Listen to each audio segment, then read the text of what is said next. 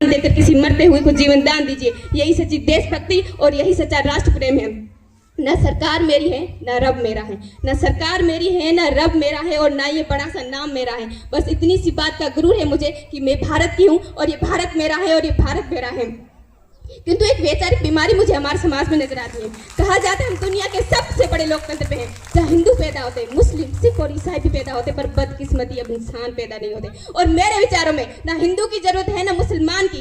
राष्ट्र निर्माण के लिए केवल अच्छे इंसान की जरूरत है, केवल अच्छे इंसान की जरूरत है। जरा सोच के देखिए, ये पेड़ पौधे शाखाएं भी परेशान हो जाए यदि परिंदे भी हिंदू और मुसलमान हो जाए। एक शैक्षणिक बीमारी भी हमारे समाज में मुझे नजर आती है, और बड़े ही आश्चर्य की बात है, जिस देश ने पूरी दुनिया को तक्षशिला और नालंदा देकर के विश्वविद्यालय शिक्षा की बुनियाद रखी, आज विश्व के 100 सर्वश्रेष्ठ विश्वविद्यालयों में हमारा एक भी विश्वविद्यालय खड़ा नहीं हो पाता। और इस शैक्षणिक बीमारी का केवल एक कारण वो ये कि हमारी देश की शिक्षा नीति केवल 2 तरह के लोगों के लिए बनती है।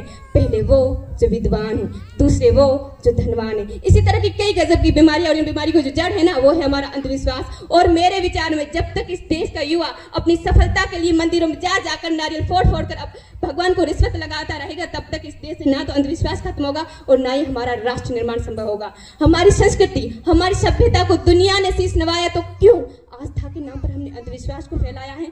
हमारा राष्ट्र निर्माण तब संभव होगा जब स्वच्छ अभियान में केवल सरकार नहीं बल्कि सड़क पर चलने वाला हर एक नागरिक हाथ बढ़ाएगा, स्वच्छ भारत को दिल से अपनाएगा। और असल मायने में हमारा राष्ट्र निर्माण तब संभव होगा जब एक गरीब बच्चा मध्याह्न भोजन के लिए नहीं बल्कि ज्ञानार्जन के लिए सरकारी स्कूल की चौखट पर कदम रखेगा। और हमारा राष्ट्र निर्माण तब तक संभव नहीं होगा जब तक एक नागरिक नैतिक रूप से चलित, चरित्र रूप से भ्रष्ट, मानसिक रूप से दिवालिया, राजनीतिक रूप से अंधा, धार्मिक रूप से गंदा, स्वैच्छिक मान मूल्यों के आंकड़ों में चिन्ह चिन्ह पे बंदमय इस अखंड भारत को खंड खंड करता रहेगा, तब तक हमारा राष्ट्र निर्माण संभव नहीं होगा। बड़ी बड़ी बातें नहीं, छोटी छोटी कोशिशें करनी होगी, क्योंकि ठोकर हमें पहाड़ से नहीं पत्थरों से लगा करती है। I being an Indian, I being a student, I being a simple daughter of this motherland feel proud to be an Indian। और मैं सैल्यूट करना चाहूंगी सरहद पर दिन रात हमारी रक्षा के लिए खड़े उस जवान को, इस देश की पुलिस प्रशासन और किसान को, और इस देश के हर उस व्यक्ति को जो अपना काम पूरी मेहनत, पूरी ईमानदारी और पूरी लगन से करते हैं, जिनके बिना राष्ट्र निर्माण की कल्पना करना भी असंभव सा लगता है।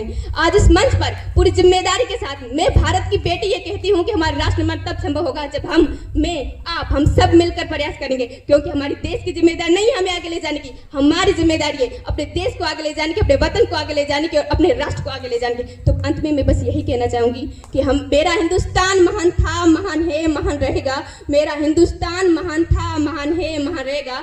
होगा हौसला सबके दिलों में बुलंद तो एक दिन पाकिस्तान भी जय हिंद कहेगा। अरे पाकिस्तान ही क्यों, सारा जहां जय हिंद कहेगा, क्योंकि सारे जहां से अच्छा हिंदुस्तान हमारा। सारे